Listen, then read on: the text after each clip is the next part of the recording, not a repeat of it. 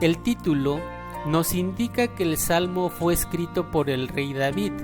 Sin embargo, como en el último versículo de este mismo Salmo leemos: cuando Jehová hiciere volver la cautividad de su pueblo, muchos niegan que sea David y proponen que fue escrito durante el tiempo del exilio en Babilonia. Quienes creen que este salmo sí fue escrito por el rey David han dado varias explicaciones, entre las que se encuentra la de los antiguos judíos del tiempo de la Reforma Protestante, que sostenían que en este salmo David había profetizado la cautividad que Judá viviría tiempo después. Otros han sostenido que el último versículo no era parte del salmo y fue añadido posteriormente. Y otros más dicen que la expresión hacer volver la cautividad no se refiere a la cautividad en Babilonia, sino a una de las muchas ocasiones en las que el rey David tuvo que huir. Dice el necio en su corazón: no hay Dios. Se han corrompido, hacen obras abominables, no hay quien haga el bien. El salmo comienza hablando de un hombre necio. La palabra hebrea significa tonto, perverso o incluso estúpido. Nos parecerá raro, pero esta palabra se usaba también como un nombre para las personas. En el primer libro de Samuel se narra la historia de un hombre llamado Nabal, que tenía como esposa a una mujer muy virtuosa llamada Abigail. Aunque David le había hecho mucho bien, cuando necesitó de él no lo quiso ayudar, y David, enojado, se dirigió a destruirlo. Los criados le avisaron a Abigail y le dijeron: nuestro amo es un hombre tan perverso que no hay quien pueda hablar con él. Abigail salió a pedir perdón a David y le dijo: no hagas caso de Nabal, ese hombre perverso, porque conforme a su nombre así es. Él se llama Nabal y la insensatez está con él. Ser un Nabal era ser un necio, un insensato o un perverso, y esa es la palabra hebrea que se utiliza en este salmo. Se dice que ese tipo de hombre, por no tener en cuenta a Dios, está corrompido y hace cosas abominables. Jehová miró desde los cielos sobre los hijos de los hombres, para ver si había algún entendido que buscara a Dios. El versículo anterior habló del necio, y este versículo incluye a más personas. La expresión hijos de los hombres en hebreo es Bene Adam, y puede hacer referencia a la humanidad en general o a las personas contrarias a los hijos de Dios, como en Génesis 6:2. Como el Salmo más adelante, en el versículo 4, va a decir que estas personas devoran al pueblo de Dios, hay quienes creen que en su sentido inmediato los hijos de los hombres son los enemigos de los hijos de Dios.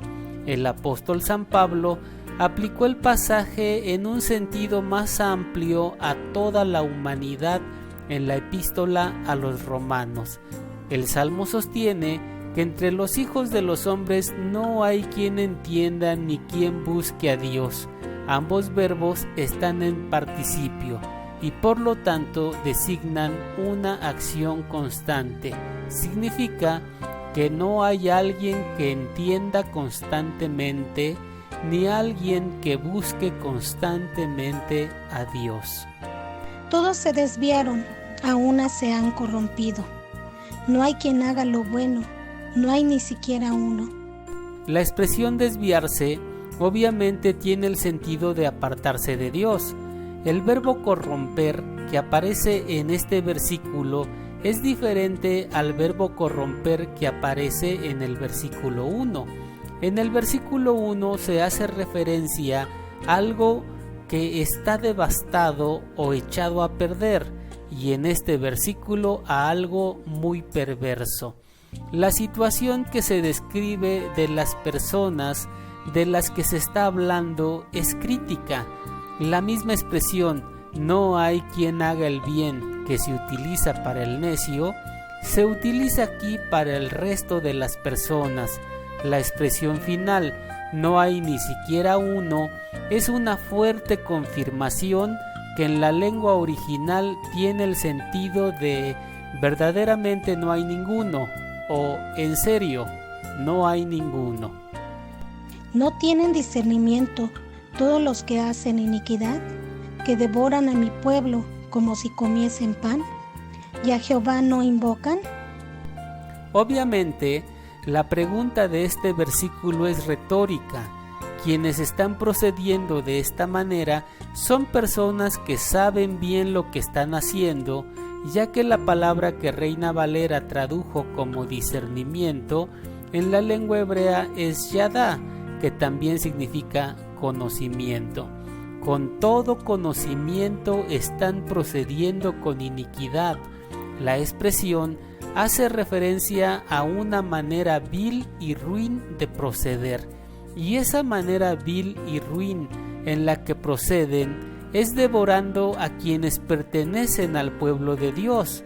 La palabra hebrea es akal, que significa consumir algo o acabar con algo de manera definitiva. El proceder vil de las personas de las que aquí se habla es el de exprimir lo más que se pueda a una persona del pueblo de Dios, tratar de dejarlo sin nada o acabar con él de manera definitiva. Ellos temblaron de espanto, porque Dios está con la generación de los justos. Quienes tienen ese proceder les espera algo terrible. La expresión en la lengua original es redundante. Originalmente dice: temblarán con temblor o se espantarán con espanto. Este tipo de expresiones expresan un superlativo. Significa que Dios los va a hacer temblar enormemente. Van a experimentar un terrible espanto. Del consejo del pobre se han burlado, pero Jehová es su esperanza. En varios pasajes del libro de los Proverbios se utiliza la palabra pobre para hablar del estado en el que se han quedado algunas personas debido a que no quieren trabajar o debido a que tienen muchos vicios en su vida. Aquí la palabra hebrea para pobre es diferente. Hace referencia a una persona que afligieron, humillaron y sometieron, dejándola en un estado deplorable. Según el texto original, este pobre tenía planes, y las personas viles y perversas le tendieron una trampa, poniéndolo en vergüenza y creándole mucha confusión, ya que la expresión que Reina Valera tradujo como "se han burlado" en la lengua hebrea es bosh y significa avergonzar a alguien o confundirlo. Oh, que de Sión saliera la salvación de Israel. Cuando Jehová hiciere volver a los cautivos de su pueblo, se gozará Jacob y se alegrará Israel. El Salmo termina expresando un gran deseo. En la lengua hebrea dice: ¿quién nos diera que saliera de Sión? ¿Quién diera? Es una expresión que denota un deseo muy grande.